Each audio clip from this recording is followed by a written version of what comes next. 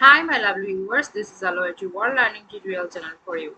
Today in this tutorial I am going to show you how to repair Esaymail email client app in PC or laptop in Windows, it depends. So for this you have to go to the Esaymail where we will go to the search, then settings, then we will find apps.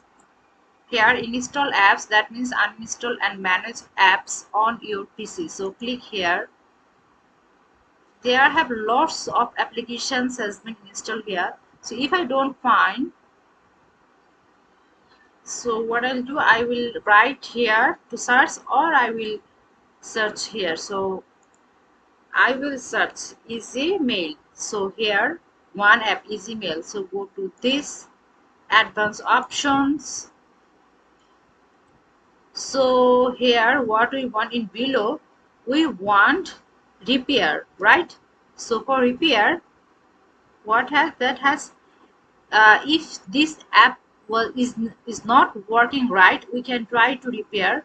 The app's data won't be affected, so we will click here. So in this way we can repair this thing. So thank you so much for watching this video. Please subscribe this channel.